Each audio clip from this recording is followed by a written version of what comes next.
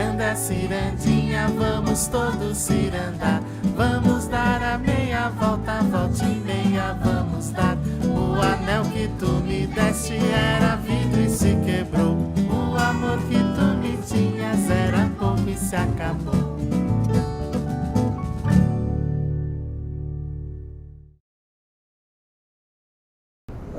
Existe uma história verdadeira que aconteceu. O avião, isso foi numa madrugada inteira, foram muitas horas para chegar, envolveu muita gente, na época todas autoridades de trânsito, polícia, batedores, foi uma ação bem grande, muitos jornalistas. E como chegou num lugar que havia um bico, assim, o avião veio daqui, por alguma razão, o leme do avião, na época Light, ela levantava os cabos para ele passar. Alguém comeu bola e não passou, e o cabo estourou. Ele estava vivo, começou aquele barulhão. Os batedores voltaram correndo para ver o que estava acontecendo, para liberar a área e tal. Aquela correria e tal. E nessa esquina havia um comércio, uma padaria. E em cima da padaria morava o dono da padaria, que dava a janela para frente. Como o avião veio e ficou de frente, ele está sendo puxado pela cauda, né? O bico do avião ficou bem a poucos metros da janela dele, né? Como digo, poucos, uns 10 metros da janela dele. E aquela barulheira toda, a senhora dele abriu a janela e viu um avião. Eles desceram como estavam, não estavam muito vestidos, gritando, achando que havia caído um avião.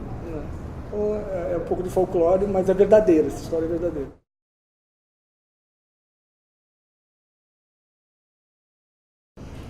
Quando eu nasci, meu pai trabalhava na União Carbide, que foi a empresa que trouxe plástico para o Brasil.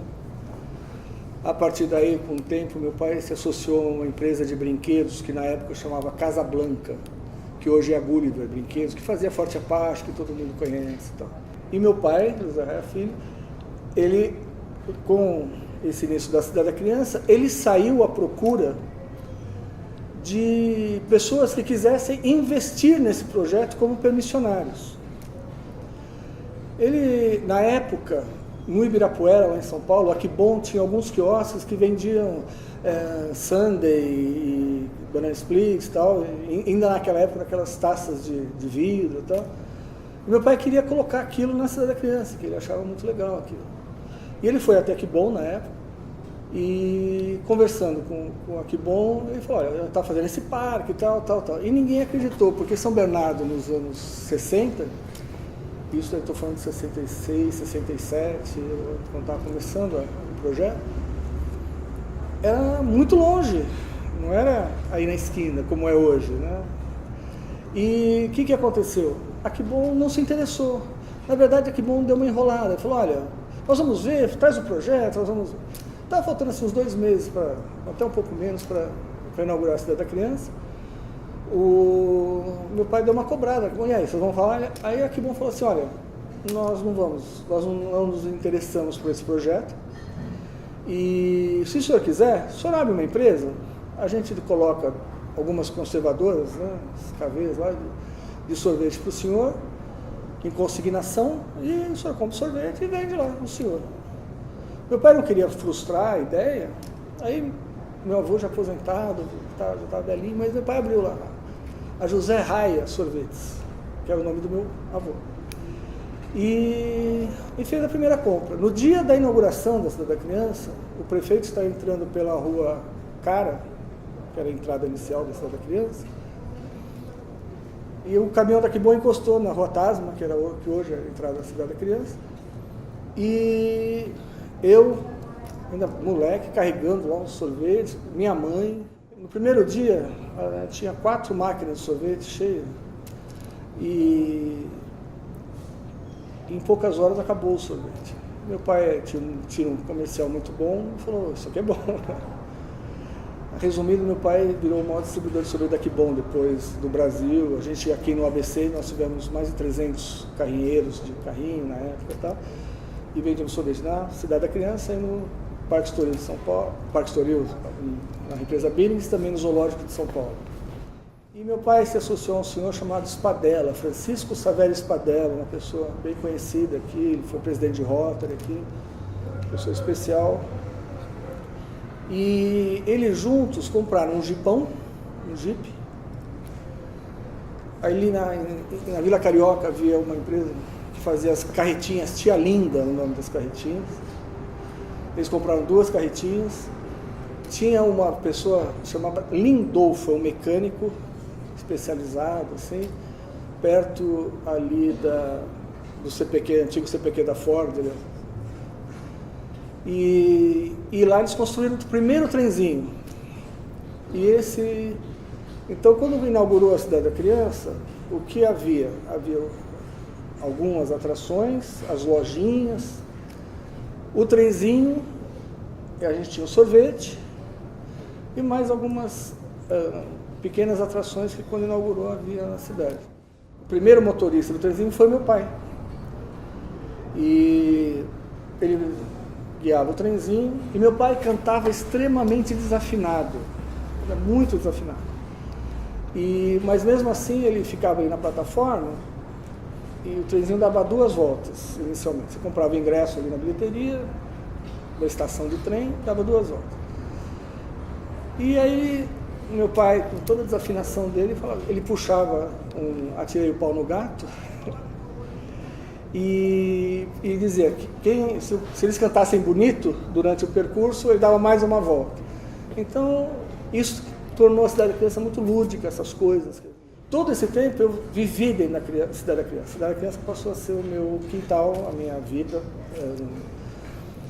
Com o tempo a cidade foi crescendo, ela recebia muita gente. Depois houve o contato com Maurício de Souza, que não era o Maurício de Souza que a gente conhece hoje, era o Maurício de Souza dos anos já 70. E a ideia era fazer, assim como a Disney, Walt Disney, a Cidade da Criança com Maurício de Souza. E foi feito realmente. Na praça central, ali na frente da igreja, tinha um chafariz, e o Jotalhão fazia fonte ali. Na Cidade da Criança havia uma banda municipal, e ela ensaiava, tinham as lojas.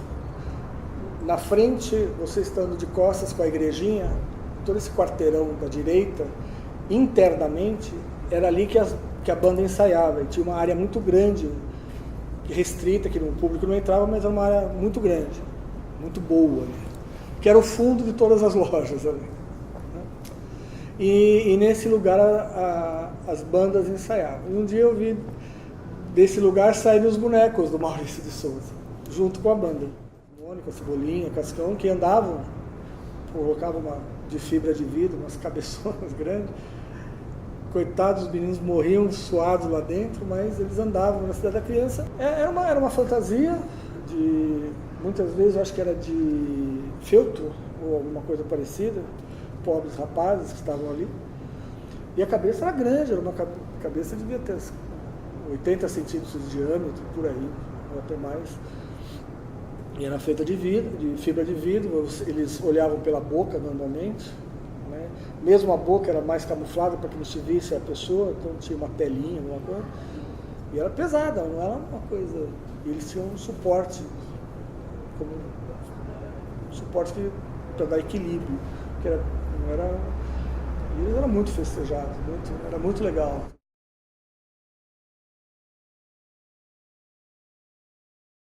Na frente da Cidade da Criança, na Rua Cara, morava o senhor Sestari. Ao lado tinha um terreno bem grande, que até era usado também como estacionamento inicialmente. E nesse terreno, bem à frente da Rua Cara, eles deram uma cercada e eles faziam um showzinho de cavalos ali. Isso foi muito bom, que na época havia um programa do Titio Molina na TV Gazeta. O Titio Molina uma vez foi lá, gravou na época algumas cenas com o Martinelli, com o cavalo. Tinha um menino chamado Meio Quilo, nem lembro bem desse menino, e fazia muitos truques e tal, e isso também deu uma publicidade muito boa e veio, em função disso, muita gente. Foi, eu acho que a primeira ação publicitária, até involuntária, da Cidade da Criança. No decorrer do tempo, eu virei o repórter da TV Gazeta, do Titio Molina, na Cidade da Criança. Então, uma vez por semana eu ia lá, meu pai tirava fotos, e eu ia na TV Gazeta e contava as novidades que estavam acontecendo na Cidade da Criança, lá para o Titio Molina. Era impressionante. Quando eu aparecia lá no Titio Molina, na TV Gazeta, no sábado e domingo seguinte, lotava a Cidade da Criança, lotava. Você, pela Rua Cara, havia uma entrada oficial. Na época, havia até uma recomendação na lei que criança não podia entrar desacompanhada. Essa entrada da Cidade da Criança, você entrava, à direita você tinha onde que depois ficou a Casa Maluca, que era do Alexandre Gaspar, a Casa Maluca. Logo que você entrava à esquerda, depois ficou a Xícara Maluca, que era nossa, do meu pai. Seguindo, você chegava até o Trenó Aquático, que também meu pai, uma pessoa muito importante para a Cidade da Criança, que foi José Lousada, um engenheiro, professor, também uma pessoa muito importante para a Cidade da Criança. Ele se associou ao meu pai junto com o seu Spadella, e eles trouxeram do Rio. Eu me lembro que eu fui com meu pai lá no Rio, na Lagoa Rodrigo de Freitas, havia aquele trenó aquático, e eles adquiriram e trouxeram para a Cidade da Criança. A empresa que montava, esse continuou lá no Rio, eles montaram um aqui novo. Quem inaugurou, a primeira pessoa que desceu foi a minha avó, a sogra do meu pai. Você vê que as coisas não mudam, né? E foi a minha avó Leontina, a mãe da minha mãe, que pela primeira vez fez o test drive. Ela já tinha feito vários, mas oficialmente brincam que foi ela.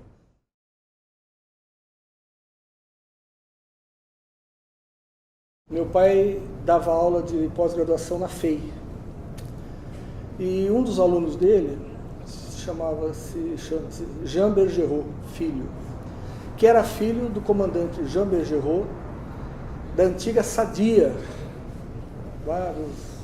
daqueles anos. O Jean Bergerot, com meu pai sempre teve a vontade de trazer fazer um voo simulado aqui de avião. O Jeanzinho, que era o filho do Jean Bergerot, falou: vamos falar com meu pai. Aí eles foram, conversaram, e haviam dois DC-3, C-47, Douglas C-47, à venda lá em Congonhas, que são aviões que já não podem mais voar, não porque não tenham a capacidade de voar, mas porque a legislação impede que eles, depois de tantas horas de voo, eles continuem voando. Então, havia esses dois aviões lá. Meu pai comprou os aviões. Você não compra com preço de avião, você compra com preço de sucata, né? E na verdade comprou primeiro um, e aí teve que trazer. Ele falou: vamos levar para a Cidade da Criança. Avião entra e sai de aeroporto voando. Não tem porta de saída de avião. Na época, aí o Nemias Vassão, de novo, da Quatro Rodas, ajudou, e meu pai veio falar com o diretor de marketing da Scania. O Nemias Vassão, editor da Quatro Rodas, também ajudava na revista da Scania. E havia uma capa dessa revista, que era no caminho da Scania, subindo uma ladeira forte, com uma pedra muito grande. O meu pai pegou uma escala do DC-3, tirou as asas, pegou uma escala de caminhãozinho, do caminhão, e colocou a roda traseira. O DC-3 são duas rodas na frente e uma atrás. A roda traseira ele colocou no cavalo, então ele ficou com articulação. Ele fez colocou numa caixa, marcou uma reunião com esse diretor de marketing, levou a revista, mostrou a revista para o cara e falou: olha, desculpa, mas carregar pedra pelo Brasil qualquer um, todos os seus concorrentes carregam. quero ver se eu carregar um avião pelo Brasil. O profissional, o diretor da Scania gostou da ideia, desenvolveu um sistema de cavalo mecânico especial para que o avião viesse puxado. E num dia que eu não me lembro a data, o avião saiu do aeroporto de Congonhas. Na hora de sair, eles tinham que cortar os portões, o avião saía e imediatamente era refeita, era soldado, tudo de volta. E o avião veio sendo puxado por esse caminhão, sem as asas, e lá do aeroporto de Congonhas, já tinham feito uma grande parte da UPC, a terraplanagem estava pronta e tal, e eles vieram por lá, pela UPC, e chegaram até aqui na Cidade da Criança. O avião veio puxado, e em outra carreta as asas. Sim, aí o avião chegou na Cidade da Criança, da mesma forma teve que abrir uma parte dos muros da cidade para ele entrar, também foi fechado. E esse avião foi colocado onde ele ficou durante muito tempo, ao lado esquerdo da igrejinha, um pouco atrás da igrejinha. Havia uma caixa d'água muito grande que se fez como uma torre de comando de aeroporto, né? Torre de controle. Aconteceu. Ele era assim, quando ele ficava no chão, ele ficava bem inclinado, porque tem as duas rodas aqui, e essa roda era bem curta aqui embaixo, tá? Não ficaria confortável para as pessoas fazerem a simulação do voo assim. O que meu pai fez? Ele levantou mais ou menos 1,5 metro o avião atrás, fez um baldrame de concreto e colocou essa roda de trás do avião, que ela tinha um sistema hidráulico de amortecimento muito bom, e ela era, como se diz, Maria Louca, né? Que ela ia para um lado para o outro. Então, essa roda ficou dentro de uma caixa aqui. Então, ele tinha esse movimento. Como acontecia isso? As pessoas tinham a companhia aérea, que na época chamava-se Aerovias Marmelópolis, que meu pai teve assim, feliz ideia, que eu sempre brincava com ele, que eu não gostava disso. Mas por que era Aerovias Marmelópolis? Porque como a Cidade da Criança estava com um acordo com Maurício de Souza, na época a SICA também tinha um acordo comercial com Maurício de Souza. Aí, num desses comerciais, coincidentemente, havia um trenzinho, tudo com desenho, né? Um desenho animado, que havia um trenzinho, estava a Mônica, Chico Bento, todo mundo no trenzinho, e o comercial era sobre a marmelada da SICA. E esse trenzinho estava indo para Marmelópolis, que era a cidade onde se fazia o marmelo, para fazer Espelho, espelho meu, existe menina mais boazinha que eu? Nem que vai responder, hein? Não há! Existe marmelada mais gostosa que a marmelada Sica? Não há! Marmelada Sica é feita de marmelos selecionados. E meu pai, juntando trenzinho, porque nós tínhamos um trenzinho lá e tal, ele gostou dessa ideia e fez Aerovias Marmelópolis, inclusive com a logotipia, que era a Mônica dentro do avião, como se estivesse pilotando. O Maurício fez isso, bem legal. Aí as pessoas compravam ali na Aerovias Marmelópolis a sua passagem, o ingresso, e cada uma, o avião ele tinha acho que 36 lugares, se não estou enganado. Então, como meu pai trabalhou na indústria de plástico, existia a amostra de cores, que eram umas plaquinhas de cores do plástico que ia ser vendido, de tudo quanto é cor possível e imaginável. Aí, cada uma tinha 36. Então, a pessoa comprava o ingresso e a cor, e a ficha azul. E ficava esperando chamarem, atenção passageiros de ficha azul, pelo alto-falante, era falado ali, ficha azul com destino a Marmelópolis, embarque, né? Então, ele entrava, dava a fichinha, dava o ingresso e entrava. Aí a porta se fechava, o avião por dentro, todas as janelas haviam sido colocadas a matéria-prima do interior de geladeira, que é feito em vacuumforme, é uma uma chapa de plástico. Eles recortaram e colocaram por dentro aquilo, é um azul claro, como se fosse um azul do céu, mas o avião era totalmente fechado. Havia ar-condicionado, um sistema de som muito legal, e de dentro do banheiro do avião, meu pai havia feito um filme, junto com então o comandante Bergerot, um taxiamento, a saída da pista 1/6 de Congonhas, o avião se taxiando, saindo, subindo, sobrevoando São Bernardo e voltando, entrando nas nuvens, depois saindo e descendo de novo em Congonhas. O Jean Bergerot era comandante da SADIA, um comandante extremamente habilitado, capacitado da aviação brasileira. E com meu pai ele conseguiu que meu pai entrasse na cabine com ele e ele fizesse, segurando uma câmera Super 8,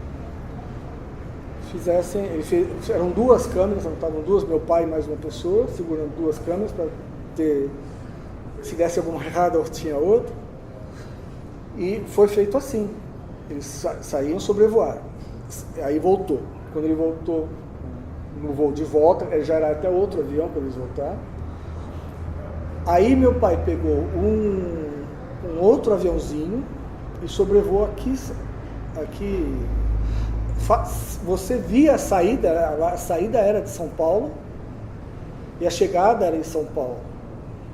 Havia uma pequena tomada daqui da Cidade da Criança, mas era muito pouco isso, no todo.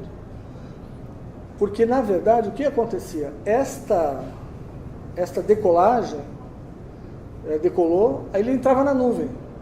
O que acontecia? Acendiam essas luzes e haviam duas aeromoças por voo que entregavam para cada passageiro uma sacolinha com um lanche, que era uma fatia de bolo Puma, ensacado nessa embalagem que tinha o logotipo da Aerovias Marmelópolis, e um refrigerante na época que chamava Splash. Splash era um refrigerante um refresco de laranja, que é que bom fazer. Então vinha gelado, e para cada pessoa e um pirulito, que também era daqui bom. Então cada pessoa recebia esse lanche. Apagavam-se as luzes, o avião saía, o vídeo mostrava o avião saindo das nuvens e já o aeroporto, a pista 1/6 lá embaixo. Uma coisa, um efeito colateral que aconteceu,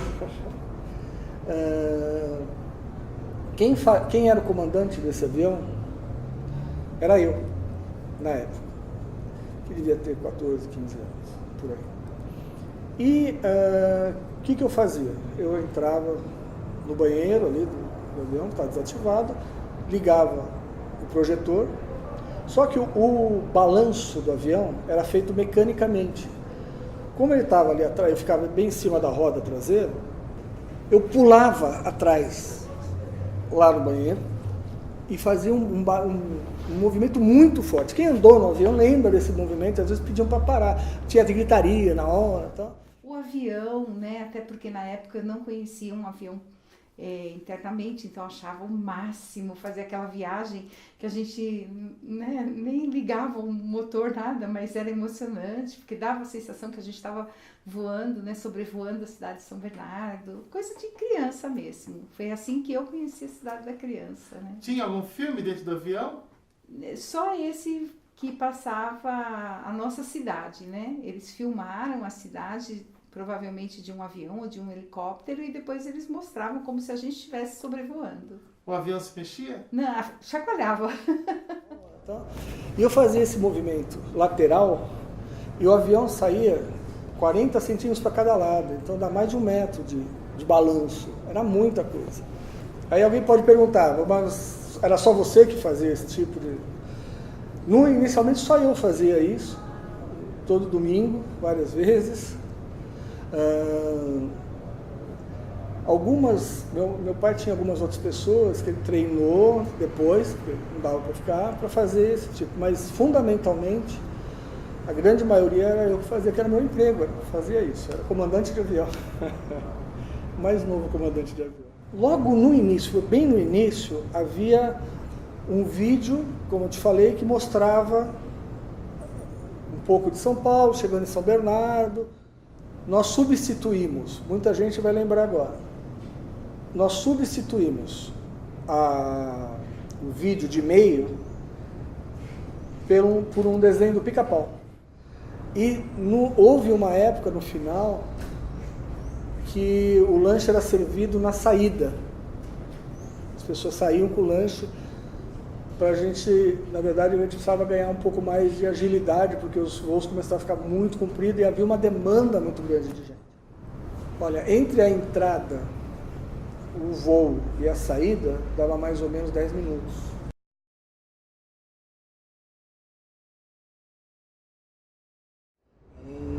A Aquibom, durante muitos anos, ela teve muito interesse, ela investiu bastante na Cidade da Criança. Ela fez a Aquibom fez uma réplica exata do módulo lunar que pousou na Lua, e embaixo era uma venda de sorvete, era uma sorveteria.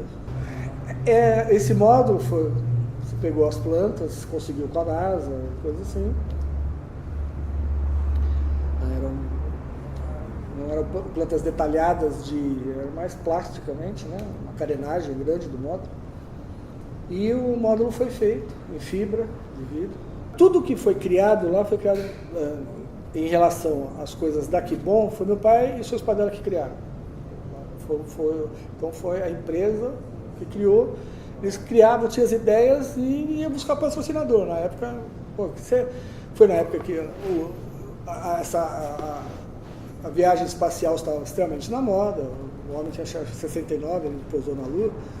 Então logo está tudo muito fresco ali.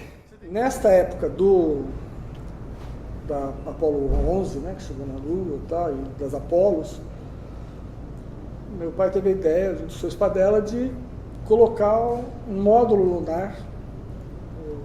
Eu acho que também tem a participação do Rubens Freire, várias pessoas, de colocar ali o módulo lunar naquela área, que era uma área de passagem, na verdade, porque a grande área era lá embaixo, que era onde ficou a Transamazônica, né?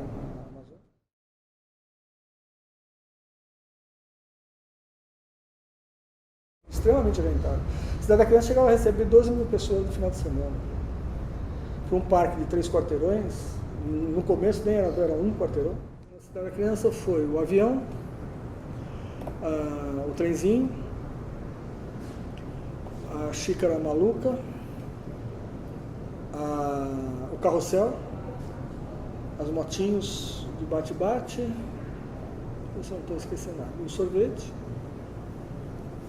e acho que é só isso. E o tornado aquático. Houve uma indústria criada, em função da Cidade da Criança, de agências de turismo especializadas em trazer pessoas de outros estados, de outros municípios, para a Cidade da Criança. Então havia excursões durante a semana, a gente recebia muitos ônibus, com excursões que vinham de diversas cidades aqui. E a Cidade da Criança também foi incluída em pacotes turísticos de quem viesse para São Paulo. Então tinha um turismo em São Paulo, que seria o Museu de Ipiranga, Ibirapuera, e no pacote colocavam também a Cidade da Criança, porque ela era uma atração extremamente relevante, e principalmente naquela época, não havia nada igual no Brasil. Então era muito bem feita. Tem que se dar o crédito ao senhor Rubens Freire, na época, que era um idealista, uma pessoa até difícil, ele também às vezes se brincava com meu pai, mas graças a esses homens especiais, o Francisco Xavier Spadella, Rubens Freire, meu pai José Raia Filho, o Sidney Candota, o Lousada, José Eduardo, o Gaspar, e outros homens, que o seu Moacir, que era da Troll, a Dona Arinda, que era das artesanatos, e uma pessoa que faleceu na época da Cidade da Criança, é o Vladimir Lenine Tenório de Lima, ele chamava ele de Lênin, ele tinha o cabelo comprido. A única pessoa que sonhou alguma coisa próximo foi o José Vasconcelos, que tentou criar a Vasconcelândia, que infelizmente não vingou. Esse tipo de turismo no Brasil ainda não era conhecido, não havia esse turismo, esse tipo de você entrar num parque e passar um dia inteiro tendo atividade, diferente do Ibirapuera, você ia lá para curtir o parque, a natureza, e algumas opções de quiosque, de fazer churrasco, coisas assim, coisas que não tinha. Na Cidade da Criança tinha uma grande parceria com a colônia japonesa.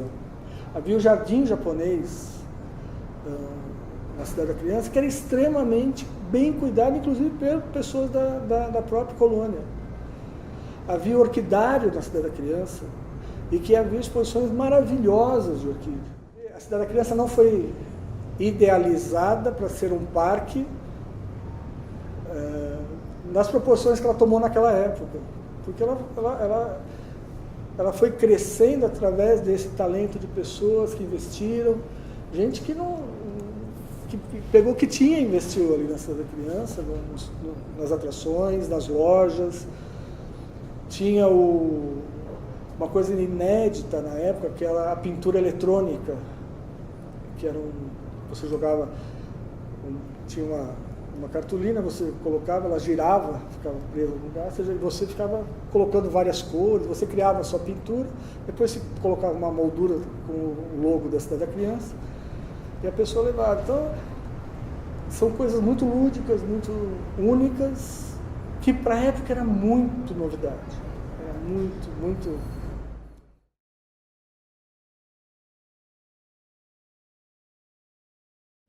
Os prefeitinhos eram uma ação só com a Secretaria de Educação da época, se eu não me engano. E só alunos de São Bernardo é que poderiam se candidatar a esse pleito de ser prefeito da Cidade da Criança. Na época, isso era um status muito grande para a escola e para a criança que conseguia. E havia uma interação muito grande com o prefeito mesmo da época. O que eu me lembro era que toda vez que havia troca, era uma festa na Cidade da Criança.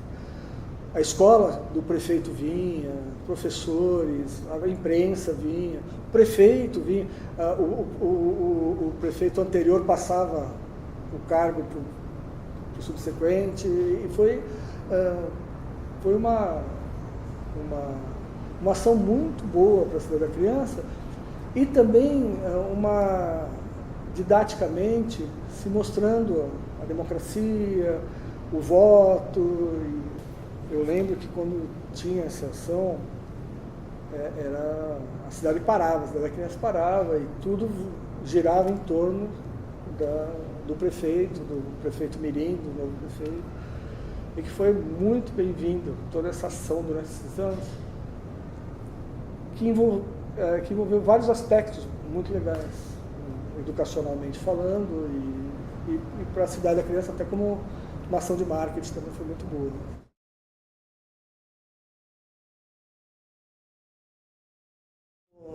Ser criança, crescer num parque é um privilégio para poucas pessoas. Eu tive esse grande privilégio. E eu tive um amigo da mesma idade, aproximada, que era o Arnaldo Spadella, filho do seu Spadella, na época sócio do meu pai. E nós brincávamos ali. Então, nós fazíamos test drive de brinquedos que ainda não tinham sido inaugurados. Então, muitos privilégios nós tivemos, né? A gente via nascer um projeto e de repente a gente estava andando naquele projeto que a gente viu nascer, estava brincando naquilo. Eu tive o privilégio de chegar antes de abrir o parque e sair depois de fechar o parque. Então, você tem um parque todo para você. Então, quando você é criança, você brinca, você corre, você está cheio de energia, Então, assim, é uma experiência única. E meu pai também me usava como termômetro, ele mostrava as atrações, o que você acha disso aí e tal. Ou via a minha reação, nem perguntava, simplesmente via a minha reação. Vi muita gente feliz na Cidade da Criança, era muito bonito. Eu tenho memória do meu pai cantando desafinado. E eu atirei o pau no gato para dar mais uma volta no trenzinho e tal. Desculpa, eu tenho muito orgulho disso. Essa história da Cidade da Criança na minha vida é uma história extremamente marcante. Não dá para ser diferente. Se pessoas crianças que hoje são adultos, que foram na Cidade da Criança 1, 2, 10 vezes, lembram com carinho, imagina quem ia todo dia, praticamente, uma grande parte da vida, né? E com grandes privilégios lá dentro. Eu tenho uma lembrança, doce lembrança. Brigou com a rosa debaixo de uma sacada. O cravo saiu ferido e a rosa despedaçada. O cravo ficou doente e a rosa foi visitá-lo. O cravo teve um desmaio e a rosa pôs-se a chorar.